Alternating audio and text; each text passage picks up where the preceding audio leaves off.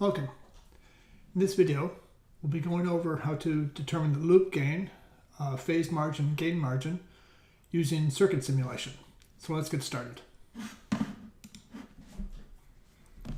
So as I mentioned, in this video we'll be going over loop gain simulation. So we use circuit simulation in order to find the phase margin and the gain margin in order to determine the stability of a circuit. Now it turns out that some SPICE simulators, they have built-in loop gain simulation blocks. You'll find the Cadence has that and some other high-end SPICE simulators. Turns out LT SPICE does not have this as a built-in block, so you have to use some techniques in order to determine what the proper loop gain is when you simulated it. If you don't have built-in loop gain simulation, you can still simulate the loop gain, but you need to ensure that the bias conditions stay correct in the circuit. You also need to ensure that your loading effects are correct. You can't just assume that impedances go to infinity because there's always capacitances to ground, so you need to leave all of the proper loading effects in the circuit because you're looking for the gain and the phase margins in these circuits. So just to recall that if we have a circuit where we have a circuit on the right and the left and we're trying to break it at this node right here, then we have the impedance looking to the right over here, which would be Z1. The impedance to the left would be Z2. When we break it, we'll end up with Z1 on the left side and Z2 on the right side. Sorry. And then what we'd like to do is apply a voltage over here and find the returned, apply a voltage VT over here, or find the returned voltage over here, and the loop gain would be equal to minus VR over VT. But how can we get this impedance put over to this side over here? So that's sort of the challenge, and we also need to not break this loop, because if we break that loop right here, which would be right here, we'll break possibly any bias conditions. So we have to ensure that our DC bias conditions are not changed when we do this. And finally, we also have to recognize that in general, this Z1 and Z2 are going to be complex. They'll include capacitive loading. If there happen to be inductors, they would include inductive loading as well. But generally, it's the capacitive loading that we have to ensure that we include, and that's going to be a complex impedance. So it's not easily done with hand analysis, but of course we can do that with simulation. So I want to talk about some simulation methods here. So I want to recall that we can show any kind of circuit with an amplifier and take the feedback loop here, and we can break this feedback loop at this location here. And as I mentioned before, we would take the impedance Z2, and we would, that's located on this side. We'd have to move Z1 over here to make sure it's correct when we terminate it.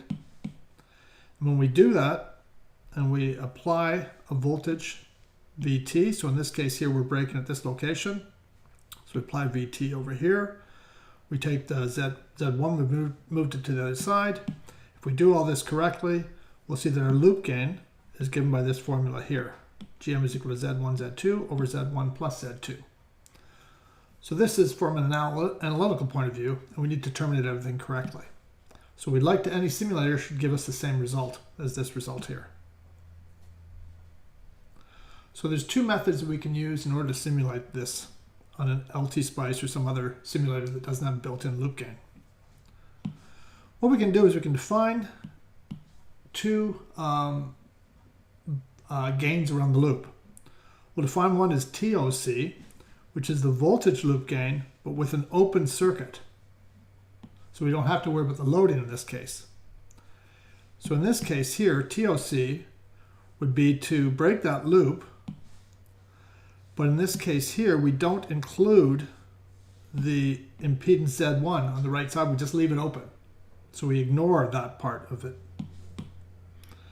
And if we go through the analysis here, we'll see that TOC is just given by, in this case, just GM times Z2. Then we also define another loop gain.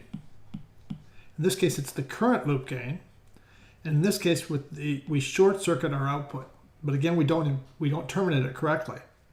So in this case here, we apply now we apply a current over here, I sub t, and we find the current that returns around the loop. Again, without the proper termination. And if we look at that one, what we'll find is this one will work out to be GM times Z1. Now, so we call this equation 2, call this equation 3. And what we're trying to get to is equation 1. Well, it turns out it's not difficult to show that if we combine these, 1, 2, and 3, we'll see that 1 over the loop gain is equal to 1 over TOC plus 1 over TSC. So we can use this result in order to run a couple of simulations and get our actual loop gain. So we could also write this mathematically as L is equal to 1 over TOC plus 1 over TSC and take the inverse of that. So we can use this approach when simulating a circuit. So this way we don't have to worry about the loading effects. We just run two simulations where one is the open circuit case and one is the short circuit case. And we don't have to load things correctly anymore, and this will take care of the loading effect for us. But the last part we still need is we need to ensure that we don't affect the bias conditions. The way we can do that is we can use very, very large inductors and capacitors. So the nice thing about simulators is we can use inductors of Henrys, capacitors of farads, or larger. That way we can break our loop without affecting any of the bias conditions. And that means that we won't be simulating all the way down to DC, but we might be simulating down to 1 millihertz or very, very low frequencies. So example, here's a circuit here. And we'd like to break this at this location here. So what we can do is we insert an inductor here, which will break it at DC. So we make this an inductor which is very large. When I put L sub infinity here, this is just a very large inductor. Then we'd like to apply an ideal voltage source here at this node without affecting the DC bias condition. So we'll AC couple that with a very large capacitor. So C sub infinity is just a large capacitor. So this might be a 1 farad capacitor and a 1 Henry inductor. So that way from a DC bias condition, we haven't changed anything in the circuit. But now we can measure the transfer function from Vt to Vr, and that will be our TOC, which will be minus Vr divided by Vt, where we haven't loaded this correctly. If you notice, we have not done the proper loading over here, but that's okay because we've taken that into account. And we're actually just calling this now TOC, not the loop gain. This is the voltage gain around the loop when the circuit is open circuited, when the loop is open circuited at this node here. Then we run another simulation where again we have an inductor which maintains the DC bias conditions correctly. We insert an ideal current source here, and we measure the returned current here. And once again, C sub this inductor, sorry, this capacitor here is C sub L infinity, C sub infinity, so it's a very large capacitor, and this is a very large inductor, so 1 Henry inductor and perhaps a 1 farad capacitor. And we, in this case now, we'll be measuring the returned current and the applied input current. So the ratio, the current gain around the loop when it's short-circuited. Now if we can take both of these and we combine this, we can show, we already know that L will equal 1 over TOC plus 1 over TSC minus 1. So we'll need a simulator that can now combine these two results into one result, and that'll be our actual loop gain.